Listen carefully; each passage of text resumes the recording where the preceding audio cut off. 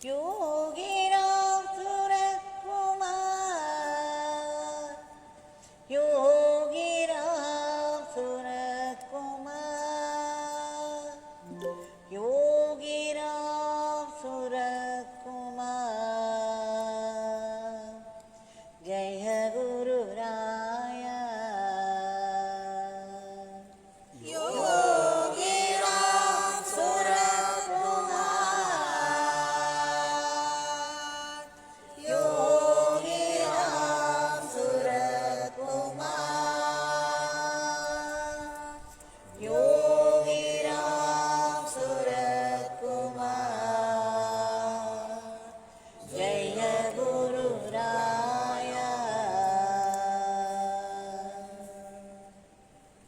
भगवान श्री योगीराम सूरतकुमार की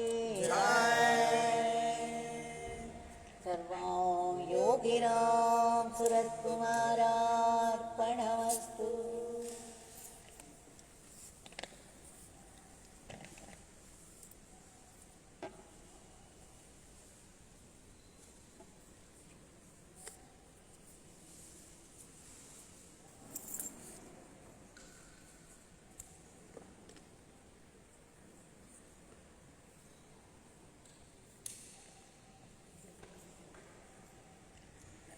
இன்றைக்கு மார்கழி மாதம்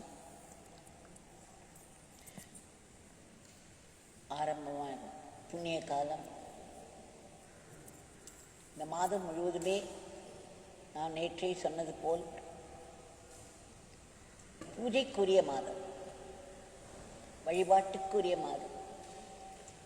எவ்வளவு நாமம் நம்மால் சொல்ல முடியுமோ அவ்வளவு நாமம் நாம் சொல்லிக்கொண்டே இருக்க வேண்டும். எவ்வளவு பூஜை நம்மால் முடிகிறதோ அவ்வளவு வழிபாடு செய்து கொண்டிருக்க வேண்டும். இந்த மாதத்தில் எல்லா தெய்வங்களினுடைய ஆசீர்வாதமும் கூடி பல மடங்கு நமக்கு பலனை கொடுக்கும். இதைத்தான் கிருஷ்ண பகவான் மாதங்களில் நான் மார்கழி என்று சொல்லியிருக்கிறார். அவருடைய இறை சக்தி மிகுந்து இருக்கும் எதிலுமே அவருடைய க்ளோரி தான், அவருடைய பெருமை தான் காணப்படும். அவர் இருக்கும் இடத்தில்தான் அவருடைய பெருமைக்குரிய பாத்திரர்களாக மனிதர்கள் ஆகிறார்கள். அதனால் நமக்கு இன்றைக்கு ஒரு மணி நேரம் அவருடைய இந்த திவ்ய நாமத்தை சொல்வதற்கு பாக்கியம் கிடைத்துள்ளது. கொண்டாடி அவரிடம் நன்றியை சமர்ப்பிப்போம். அவருடைய லீலா சமுத்திரத்திலிருந்து, கிருபா சமுத்திரத்திலிருந்து ஒரு சில துளிகளை பார்ப்போம். இவையெல்லாமே எப்படி விதவிதமாய் அவர் தன்னுடைய கருணையை வழங்குகிறார். அவருடைய கருணையானது எப்படியெல்லாம் வெளிப்படுகிறது. ஒரே மாதிரி எல்லோருக்கும் வெளிப்படுவதில்லை, வெவ்வேறு விதங்களில் அவரவர்களுக்கு தகுந்தவாறு வெளிப்படுகிறது. இதை ஏன் நாம் நினைவில் கொள்ள வேண்டும் என்றால், பகவானுடைய கிருபை நமக்கு காரியத்தை சாதித்து கொடுக்கிறது. ஆனால் அதுவல்லவே நம்முடைய நோக்கம்.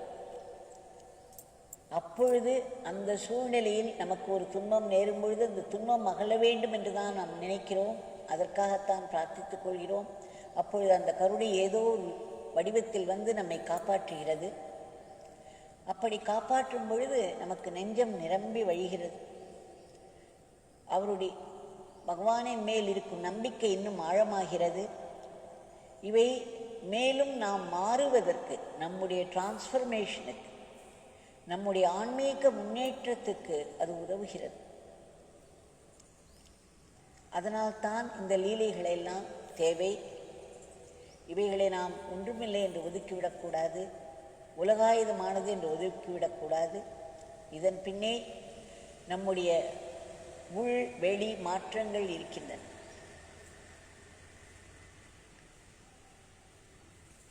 திரு சுந்தரராஜன் அவர்கள் நாகர்கோயில், அவர் ஒரு ஃபேக்ட்ரியில் வேலை செய்து வந்தார். அங்கு நிறைய ரசாயன பொருட்கள் அங்கே கலக்கப்படுவதால், அதாவது அது உர தொழிற்சாலை, உர உற்பத்தி தொழிற்சாலை. அங்கே அவர் வேலை செய்து செய்து அவருக்கு ஒரு சமயம் அலர்ஜி என்று சொல்வார்கள் அல்லவா, அந்த மாதிரியான ஒரு வியாதி வந்துவிட்டது. அவருடைய தோலின் மேல் ஒரு அரிப்பு உண்டாகி, அதனால் சில ரியாக்ஷன்ஸ் என்று சொல்வார்கள் அல்லவா, அந்த மாதிரியானது உண்டாகி ஒரு சமயம் அவரால் குழந்தைகளை அணைத்து கொள்ள முடியவில்லை, குழந்தைகளை தூக்க முடியவில்லை, அணைத்து கொள்ள முடியவில்லை. அவர் கைகளால் ஒன்றும் செய்ய முடியாது ஒரு நிலை ஏற்பட்டதாம். அது சிறு சிறிதாக உடல் முழுவதும் பரவிவிட்டதாம். இந்த நிலையில் அவருடைய நண்பர் அச்சலாம்பிகா ஸ்ரீ ராதாகிருஷ்ணன் அவர்களை சந்தித்தார். அவரிடம் தன்னுடைய குறையை எடுத்துச் சொன்னார், அழாத குறையாக. அப்பொழுது திரு ராதாகிருஷ்ணன் அவர்களுக்கு தெரிந்த ஒரே மருந்து திருவண்ணாமலை யோகிராம் சுரத்குமார் அவர்கள்தான். அதனால் அவருடைய ஒரு புகைப்படத்தை சுந்தரராஜன் அவர்களிடம் கொடுத்து, நீ உடனடியாக நம்முடைய சுவாமியை சென்று பார்ப்பாய், அவர் உன்னுடைய வியாதியை குணமாக்கி விடுவார் என்று கூறினாராம். ஆனால் சுந்தரராஜன் அவர்களுக்கு அந்த சமயத்தில் பகவானை பற்றி ஒன்றுமே தெரியாது. அந்த படத்தை அவர் வாங்கி வைத்து கொண்டாலும் அவர் சொன்னாராம், எனக்கு சமயம் கிடைக்கும் பொழுது நான் போய் பார்த்துக் கொள்கிறேன் என்று சொல்லிவிட்டாராம். ரொம்பவும் கேஷுவலாக என்று சொல்வார்கள் அல்லவா, அந்த மாதிரி அதை ரொம்ப கவனத்தில் எடுத்துக்கொள்ளாமல், சரி சரி எனக்கு எல்லோரையும் பார்க்க செல்வது போல் எனக்கு சமயம் கிடைக்கும் பொழுது நான் சென்று பார்க்கிறேன் என்று சொல்லிவிட்டாரா. அத்தோடு அதை மறந்தும் விட்டாரா. அதன் பிறகு 1885 அதே திருவண்ணாமலை பகவானிடம் பகவானுடைய படம் அவரிடம் சென்று விட்டதல்லவா, அது வேலை செய்துதானே ஆக வேண்டும். 1885 அவருக்கு திருவண்ணாமலையிலேயே ஒரு கான்ஃபரன்ஸ், ஒரு மகாநாடு நடக்கவிருக்கிறது. அதில் அவர் பங்கு கொள்ள வேண்டியிருக்கிறது. விவசாயிகளோடு கூடி, இது உர உற்பத்தி தொழிற்சாலையாக இருப்பதனால் விவசாயிகளோடு ஒரு கலந்துரையாடல், அதற்காக ஒரு மகாநாடு என்று இருக்கவே இவருக்கு அப்பொழுதுதான் ஞாபகம் வந்தது. ராதாகிருஷ்ணன் அவர்கள் சொன்னார்களே, அந்த சுவாமி இந்த ஊரில் தானே இருக்கிறார், நாம் அங்கு போனால் இவரையும் பார்த்து விட்டு வரலாம் என்று அவருடைய புகைப்படத்தையும் எடுத்து வைத்துக் கொண்டாராம். பிறகு இவர்கள் திருவண்ணாமலை வரும்பொழுது மதியமாகிவிட்டது. இவர்கள் எல்லோருமாக சேர்ந்து அவரை காணச் சென்றால் பகவான் அவருடைய காலை தரிசனம் முடிந்து உள்ளே போய்விட்டார். அங்கு இருப்பவர்கள் சொன்னார்கள், 4 மணிக்குத்தான் மீண்டும் தரிசனம் என்று. உடனே அவர் கூட வந்தவர்கள் எல்லோருக்கும் அவ்வளவு பிடிப்பு இல்லை, யாருக்கும் பகவானை பற்றி ரொம்பவும் தெரியாது. அதனால் அவர்கள் கொஞ்சம் அசைய ஆரம்பித்து விட்டார்கள். நாம் போகலாம் போகலாம் என்று ஒரு பரபரப்போடு சொல்ல ஆரம்பித்து விட்டார்கள். ஆனால் இவருக்கு ஒரு நப்பாசை. ஏனென்றால் 4 மணிக்குத்தான் பகவானுடைய அடுத்த தரிசனம், அந்த 4 மணிக்குத்தான் இவர்களுடைய மகாநாடு ஆரம்பிக்கவிருக்கிறது. அதனால் அந்த நேரத்தில் இவர்களால் இங்கு வர முடியாது. மற்றவர்கள் அதை பற்றி கவலைப்படவில்லை. ஆனால் நம்முடைய சுந்தரராஜன் அவர்களுக்கு, அடடா இவ்வளவு தூரம் வந்து இவரை பார்க்காமல் போய்விடுவதா என்பதை இவரால் நினைத்து பார்க்கவே முடியவில்லை. அதனால் சரி, எப்படியானாலும் பரவாயில்லை, ஒரு மகாத்மா என்பவர் காலத்தை கடந்தவர் அல்லவா, நம்முடைய முயற்சியை நாம் செய்து பார்ப்போம் என்று அவர் கதவை தட்ட போனாராம். அந்த சமயம் தானாகவே கதவு திறந்து பகவான் வெளியே இருந்தாராம். கருணாமூர்த்தி அல்லவா. ஆனால் இதுதான் கருணை என்றும் நாம் சொல்லிவிட முடியாது. கருணை என்பது எப்படி வேண்டுமானாலும் வெளிப்படலாம். அவர் கோபத்தோடு வெளியே வந்து போ போ என்று கத்தினாலும் அது கருணை தான். அது கருணை என்று தெரிவதற்கு நாம் தான் தவம் செய்ய வேண்டும், நம்மை பக்குவப்படுத்திக் கொள்ள வேண்டும். உடனே அவர் இவர்களை அழைத்து உட்கார்ந்து கொண்டார் அவர்களோடு. பிறகு பகவான் மௌனமாகிவிட்டார். இவர்களுக்கு கூட வந்தவர்களுக்கு ரெஸ்ட்லெஸ் ஆகிவிட்டார்கள். பொருந்தி உட்கார முடியவில்லை. ஒரு பரபரப்பு உடலில் எழுந்து போக வேண்டும் என்ற எண்ணம் வந்துவிட்டது கூட வந்திருப்பவர்களுக்கு. பகவான் அப்படியே அதற்கெல்லாம் அசைந்து விடுவாரா என்ன பகவான்? அவர் தன்னுடைய ஆழ்ந்த மௌனத்தை தொடர்ந்து கொண்டிருந்தார். பிறகு அவர்களையெல்லாம் பேரையெல்லாம் கேட்டார். உங்களுக்கு என்ன வேண்டும் என்றெல்லாம் கேட்டார். இவருடைய முறை வரும்பொழுது சுந்தரராஜன் அவர்கள் சொன்னார்கள், அவர்களுடைய அலர்ஜி வியாதியெல்லாம் மறந்துவிட்டார்கள்.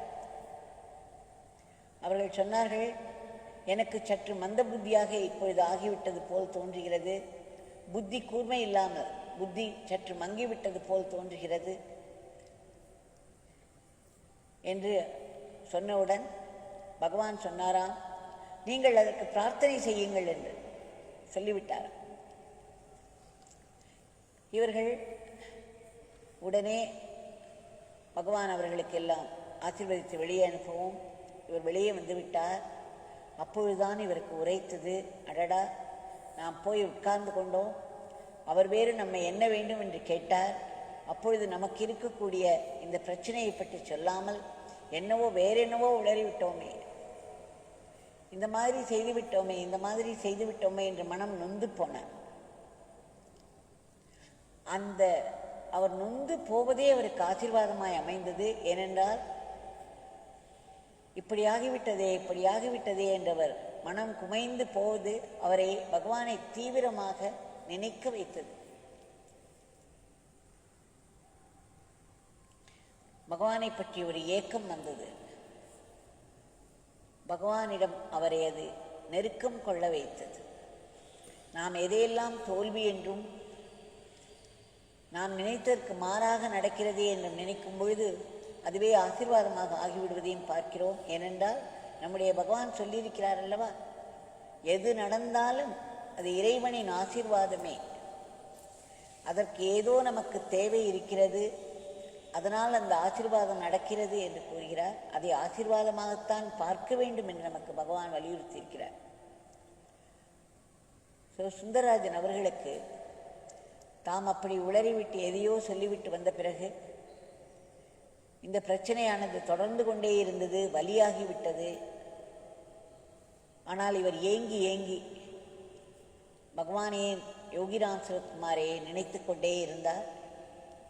அப்பொழுது ஒரு நாளைக்கு அவருடைய ஏக்கம் நல்ல ஒரு ஆழத்தை தொட்டது போலும் அவருக்கு ஒரு கனவு. அந்த கனவில் பகவான் வந்து விட்டார். வந்ததுமல்லாமல் இவரை அருகே உட்கார வைத்து தன்னுடைய பச்சை தலைப்பாகையை உருவினார். பிறகு அந்த பச்சை தலைப்பாகையினால் இவருடைய தலையில் இருந்து கால் வரையிலும் அவர் தடவி கொடுத்தார். அந்த தலைப்பாகை இவர் மேல் படப்பட இவருக்கு மிகவும் சுகமாய் இருந்ததாம். இவர் ஆனந்த வெள்ளத்தில் மிதந்தாராம்.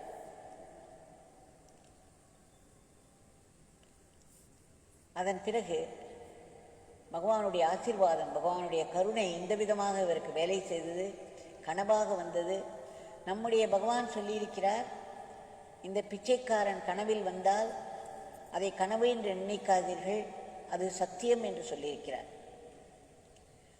ஸ்தூலமாக வரும்பொழுது நடக்க முடியாத சில விஷயங்கள் சூக்ஷ்ம நிலையில்தான் நடக்க வைக்க வேண்டும். அதனால் கனவில் வருவதும் சகஜம், உண்மை என்று பகவான் சொல்லியிருக்கிறார். இவருக்கு கனவில் வந்த பகவான் தன்னுடைய தலைப்பாகையை அவிழ்த்து அந்த தலைப்பாகையினால் தலையிலிருந்து கால் வரை வருடி கொடுத்தார். அதன் பிறகு படிப்படியாக அந்த வியாதி முற்றிலும் குணமாகிவிட்டதாம். பகவான் எப்படித்தான் நமக்கு கருணை செய்வார் என்று நாம் சொல்ல முடியாது, எதிர்பார்க்க முடியாது. ஆனால் கருணை வரும், நம்முடைய காரியம் நடக்கும். நாம் பகவானிடத்தில் ஆழ்ந்த அன்பை, நம்முடைய அன்பை பெருக்கிக் கொள்ள வேண்டும், நம்முடைய சேவையை பெருக்கிக் கொள்ள வேண்டும்.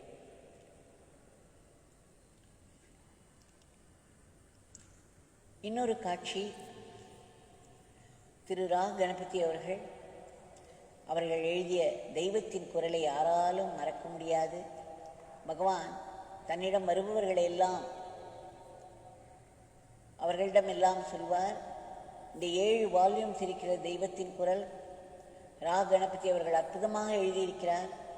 இதை எல்லோரும் வாங்கி படிக்க வேண்டும் என்று வலியுறுத்துவார். அவர் ஸ்ரீ ரா கணபதி அவர்கள் ஆசிரமத்திற்கு வந்திருந்த பொழுது பகவான் எழுந்து வந்து அவரை வரவேற்று அவரை அழைத்துச் சென்றார். பகவானுக்கு பரமாச்சாரியாரிடமிருந்து யாராவது வந்துவிட்டாலே நமஸ்காரம் செய்வாராம். நீங்கள் பரமாச்சாரியாரிடமிருந்து இந்த பிச்சைக்காரனுக்கு ஆசீர்வாதங்கள் கொண்டு வந்திருக்கிறீர்கள் என்று அவர் நமஸ்காரம் செய்வார். அப்படி ஒரு பக்தி நம்முடைய பகவானுக்கு பரமாச்சாரியாள் மேல். பரமாச்சாரியாள் அவர்களுக்கு நம்முடைய பகவானின் மேல் மிகுந்த பிரியம் உண்டு. இப்படி பரமாச்சாரியாளை பகவான் கொண்டாடி கொண்டிருக்கும் சமயத்தில் ரா கணபதியை எப்படி விடுவார்? அவரை கையை பிடித்து அழைத்துச் சென்று அவரை உட்கார வைத்து அத்தனை ஆசீர்வாதம் செய்திருக்கிறார்.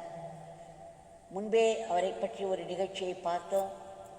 அவர் காலை உணவு குடிலுக்கு வந்த பொழுது வாழைப்பழமே அவர் சிறிதும் ஆகாது. அப்பொழுது ஒன்றின் மேல் ஒன்றாய் 4 வாழைப்பழங்களை கொடுத்து அவரை சாப்பிட வைத்தார். அவர் இன்றைக்கு அதோகதி தான் என்று நினைக்கும் பொழுது மிகவும் ஆச்சரியப்படும் வகையில் எல்லாவற்றையும் மீறி அவருக்கு பசித்ததான், பசி உணர்வு வந்துதான். அடுத்து அவர் ஆகாஷ் ஹோட்டலில் போய் அந்த ஆகாஷ் ஹோட்டல் அதிபருடைய காலை உணவை எடுத்துக்கொள்வதாக இருந்தது. இவர் 4 வாழைப்பழங்களை முழுங்கிவிட்டார். இனி எங்கு செல்வது என்றெல்லாம் யோசித்துக் கொண்டிருந்த பொழுது அவருக்கு பகவான் கொடுத்த வாழைப்பழங்கள் எவ்வளவு பெரிய நன்மையை செய்திருக்க வேண்டும். சாதாரண விஷயமா? பகவான் தொட்ட இடத்தில் எப்பேற்பட்ட இறை சக்தி இருக்கும். அதை உணர்ந்தவர்களுக்குத்தான், அனுபவித்தவர்களுக்குத்தான் தெரியும். அவர் கையை வீசும் பொழுது கையை வீசி ஆசீர்வதிக்கும் பொழுதெல்லாம் அவருடைய விரல்களிலிருந்து ஒளிக்கற்றைகள் வருவதை பார்த்திருக்கிறோம். அப்படி ஒரு சக்தி, மின்னல் என ஒளிக்கற்றைகள் வரும். அவர் ஒவ்வொரு கைவசீவிலும் அந்த ஒளிக்கற்றைகள் வரும். அவருடைய ஆசீர்வாதம் என்பது பார்ப்பதற்கு ஏதோ கையை நகர்த்துவது போல் இருக்கும். ஆனால் அத்தனை ஒளி, அத்தனை இறை சக்தி வந்து நம்மை ஆட்கொள்ளும். அன்றைக்கு ரா கணபதி அவர்களுக்கு அந்த 4 வாழைப்பழம் எந்த ஒரு கெடுதலும் செய்யாமல் மாறாக அவருக்கு நன்றாக பசியெடுக்க வைத்து அன்றைக்கு அங்கு போய் 2-3 இட்லிகளை சாப்பிடும் அளவிற்கு அவரை ஆரோக்கியமாய் வைத்தது. பகவான் ஒரு காரியம் செய்யும் பொழுது அதில் ஒரு பெரிய குறிக்கோள் இருக்கும். அது நமக்கு ஒரு பெரும் கருணையாகத்தான், ஒரு பெரிய பாக்கியமாகத்தான் செயல்படும். அவருடைய சகோதரி கற்பகம் ரவிச்சந்திரன் என்பவர் இங்கு வந்திருந்தார். அவர் ஒரு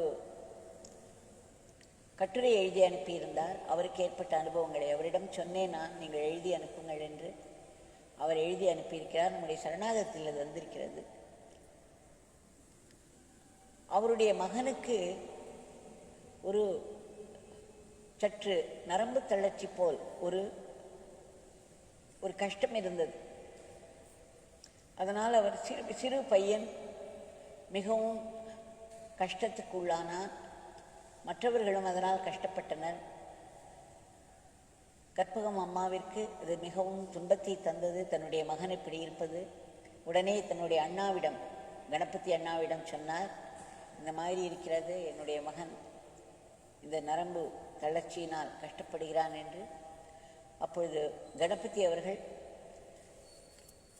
பகவானை சந்திப்பதற்கு ஏற்பாடு செய்தார்கள். அவர் ஆசிரமம் வந்து பகவானை சந்திப்பதற்கு ஏற்பாடு செய்து தந்தார்கள். அதன்படி அவர்கள் ஒரு நாள் காலை வந்தார்கள். அந்த 7 மணி உணவு குடிலில் பகவான் உட்கார்ந்திருக்கும் பொழுது அவர்களும் வந்தார்கள். அந்த குழந்தையையும் அழைத்து வந்திருந்தார்கள். பகவான் பெரும் கருணையோடு அந்த குழந்தையை கூப்பிட்டு அவருடைய தலையை தடவி கொடுத்து தலையின் மேல் கை வைத்து, இந்த குழந்தைக்கு ஒன்றுமில்லையே, இவனிடம் நான் எந்த குறையும் காணவில்லையே என்று கூறினாராம். இவருக்கு மிகவும் சந்தோஷமாகிவிட்டதாம். கற்பகம் அவர்களுக்கு எப்பேற்பட்ட ஆசீர்வாதம்! எவ்வளவோ ஒரு துக்கத்திற்கு அந்த கஷ்டப்படுபவர்களுக்குத்தான் தெரியும். அந்த நேரத்தில் பகவானுடைய கருணை வெளிப்பட்டு ஒரு காரியத்தை நமக்கு செய்து தரும் பொழுது நம்முடைய மனதை எவ்வளவு அது மேல் தூக்கும். கீழே ஆழ பதிந்து நம்முடைய ஒரு பரிதாப நிலைக்கு நாம் தள்ளப்பட்டு செய்வதறியாது திகைத்து துன்பப்பட்டு கொண்டிருக்கும் பொழுது இந்த பெரும் கருணை நமக்கு ஒரு பெரிய காரியத்தை நடத்தி தரும் பொழுது நம்முடைய மனம் அந்த நேரங்களில் இறைவனோடு ஒன்றிவிடும். இறைவனிடம் அப்படி ஒரு நன்றி பெருக்கு வரும். இதுதான் டிரான்ஸ்ஃபர்மேஷன். ஒரு உலகாயுதமாக ஒரு காரியத்தை செய்தாலும் அதன் வழியே உள்ளத்தில் புகுந்து அவர்களுடைய உள்ளத்தை மேம்படுத்தி விடுவார்கள். இதை டிரான்ஸ்ஃபர்மேஷன் என்று சொல்வோம். இந்த டிரான்ஸ்ஃபர்மேஷனுக்காகத்தான் இந்த லீலைகள் எல்லாம் நடக்கின்றன. ஒவ்வொரு லீலையும் நம்மை பகவானிடம் நெருக்கமாக செய்துவிடும். அதன் பிறகு இவர் அந்த குழந்தையை அழைத்து கொண்டு சென்னை சென்ற பிறகு அதுவரை பார்த்திருந்த டாக்டர் திடுமென்று இவருக்கு வேறு விதமான ஒரு சிகிச்சையை அளிக்கலாம் என்று இன்னொரு டாக்டரை சிபாரிசு செய்யவும், அந்த டாக்டர் மனோதத்துவ ரீதியில் இந்த குழந்தையை சரி செய்து விட்டார். சிறிது நாட்கள் எல்லாம் பகவானுடைய அருளினால் அதையெல்லாம் வேலை செய்து அவன் அந்த சிறுவன் அதிலிருந்து விடுபட்டான். அதன் பிறகு அமெரிக்காவில் இப்பொழுது ஒரு பெரிய வேலையில் இருந்து கொண்டிருக்கும் பொழுது தன்னுடைய பர்சில் எப்பொழுதும் யோகிராம் சுரத்குமார் படத்தை வைத்திருப்பாராம். எந்த ஒரு வேலை செய்தாலும் இவரை கூப்பிடாமல் அவர் செய்ய மாட்டார். அவருக்கு பிறந்த மகனுக்கு கூட பகவானை ஒட்டிய ஒரு பெயர் வைத்திருப்பதாக எழுதியிருக்கிறார்கள். அது மட்டுமல்ல, அவர்களுடைய கசின் பிரதர் ஒருத்தர் பல வருடங்களாக திருமணமாகி குழந்தையே இல்லை. எனக்கு ஞாபகம் 16 வருடங்கள் என்று, ஆனால் சரியாக ஞாபகம் இல்லை. அவர்கள் காலை உணவு குடிலுக்கு வந்த பொழுது பகவான் அவர்களை ஆசீர்வதித்து அவர்களுக்கும் ஒரு மகன் பிறந்தார். இப்படி பகவானுடைய கருணை பல விதங்களில் வெளிப்பட்டு கொண்டிருக்கிறது. இப்படி வெளிப்பட்டு கொண்டிருக்கும் பொழுது அது நமக்கு உள்ளே ஒரு மாற்றத்தை ஏற்படுத்தி இறைவனோடு ஒரு நெருக்கத்தையும் கொடுக்கிறது. இந்த டிரான்ஸ்ஃபர்மேஷன் தான் எல்லாவற்றிலும் ஒரு பெரிய அற்புதம் என்று சொல்ல வேண்டும். இந்த அற்புதம் நிகழ்வதற்கு பல உலகியலான அற்புதங்கள் நடக்க வேண்டியிருக்கிறது. இதை மகாத்மாக்கள் செய்து கொண்டே இருக்கிறார்கள்.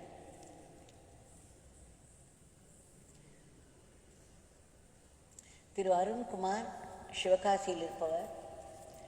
அவர் எழுதுகிறார், கிட்டத்தட்ட 27 வருடங்களாக அவருக்கு புகைப்பிடிக்கும் பழக்கம்,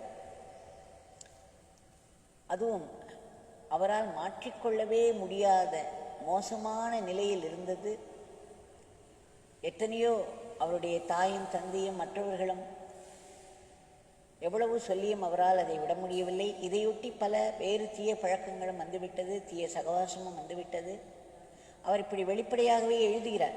ஏனென்றால் அவர் சொல்கிறார், நான் இதை எழுதினால் என் நிலையில் இருக்கும் எத்தனையோ பேருக்கு இது உதவி செய்யும், நம்முடைய பகவானின் பெருமை புரியும் என்று சொல்லியே அவர் எழுதுகிறார்.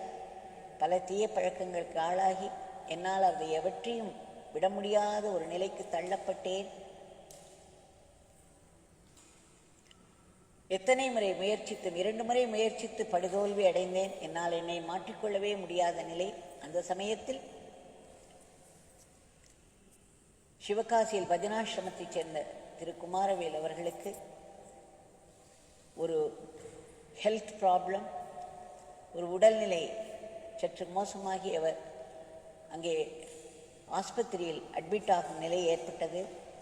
அப்பொழுது திரு அருண்குமாரும் அவருடைய மனைவியும் பஜனாசிரமம் சென்று அவருக்காக 7 மணியிலிருந்து 8 மணி வரையிலும் 1 மணி நேரம் சொன்னார்கள். அப்பொழுது அங்கு பொன்னுத்தாயி என்பவர் தொண்டு புரிந்து வருகிறார். அவர் 2 வாழைப்பழங்களை எடுத்து கொடுத்தாராம். இவருக்கு ஒரு வாழைப்பழம், இவருடைய மனைவிக்கு ஒரு வாழைப்பழம். இந்த பஜனாசிரமம் நிறைய நாமங்கள் நடக்கும் இடத்தில் எந்த ஒரு பொருளும் பிரசாதம் தான். அவையெல்லாம் பகவானுடைய இறை சக்தியை நிரப்பிக் கொண்டிருக்கும். இவருக்கு கொடுத்த அந்த வாழைப்பழத்தை எடுத்துக்கொண்டு போனாராம், அவருடைய அறையில் வைத்தாராம். சாப்பிடவில்லையா, அப்படியே வைத்து விட்டாராம். திடும் என்று இரவு 1 மணிக்கு இவருக்கு எழுந்தவுடன் இதை சாப்பிட வேண்டும் என்று தோன்றியதாம். பிறகு அந்த வாழைப்பழத்தை அவர் சாப்பிட்டாராம். அந்த வாழைப்பழத்தை சாப்பிடும் பொழுதே பல எண்ணங்கள் அவர் உள்ளே, பல மாற்றங்கள் வந்தது என்கிறார். அப்பொழுது அவரையும் அறியாமல் அவருக்கு இந்த ஒரு எண்ணம் வந்தது, நாம் மிகவும் புகைப்பிடிக்கிறோம், இந்த கெட்ட பழக்கத்தை நாம் விட்டுவிட வேண்டும் என்று. கடைசியாக என்னுடைய ஆசைக்கு நான் ஒரே ஒரு முறை புகைப்பிடித்துவிட்டு இத்தோடு நிறுத்திவிட வேண்டும் என்று ஒரு எண்ணம் மிகவும் வலிவாக அவருக்குள் தோன்றி, அதன் பிறகு அவர் சொல்கிறார், அதை முற்றிலும் விட்டுவிட்டாராம்.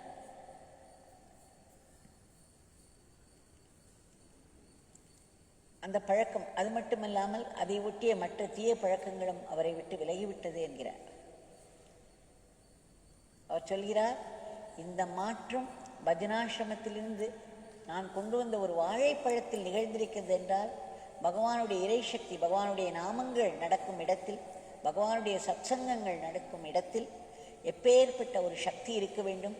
அங்கு கிடைக்கும் பிரசாதங்கள் எல்லாம் எப்படி ஒரு இறை சக்தியை வெளிப்படுத்தி கொண்டிருக்கின்றன, அது எத்தகைய மாற்றங்களை நமக்கு உண்டு பண்ணுகின்றன என்று வியந்து வியந்து, என்னை போன்ற மோசமான நிலையில் இருப்பவர்களுக்கெல்லாம் இது உதவி செய்யும். பகவானுடைய ஆசிரமங்களுக்கு சென்று அவருடைய பிரசாதத்தை நாம் கொண்டாடி சாப்பிட்டோமானால் அதுவே நமக்குள் பல பெரிய மாற்றங்களை கொண்டு வரும், நமக்கு ஒரு டிரான்ஸ்ஃபர்மேஷன் வரும் என்று மிக அழகாக எழுதியிருக்கிறார், வெளிப்படையாக எழுதியிருக்கிறார்.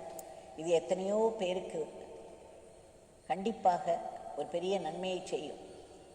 அந்த பகவான் இதோ நம் கண்முன்னே இருக்கிறார். அவர் சொல்வது சத்தியம். ஆசிரமம் முழுவதுமே மெடிடேஷன் ஹால் என்று சொன்னார் நம்முடைய பகவான். இங்கு எங்கு இருந்தாலும் நாம் அவரை நினைத்தோமானால் மனம் குவியும். இங்கு என்ன சாப்பிட கிடைத்தாலும் அது அவருடைய பிரசாதம்தான். இங்கே நாம் உள்ளே வந்து இந்த காற்றை சுவாசிக்கும் பொழுது இந்த காற்றும் அவருடைய சக்தியை கலந்த காற்றுதானே, அதுவே பிரசாதம்தான். பகவானுடைய நாமங்கள் நடக்கும் இடங்களிலெல்லாம் என்ன பிரசாதம் கிடைக்கிறதோ அது பகவானுடைய கையால் வாங்குவது போலவே நினைத்து அந்த பிரசாதத்தை,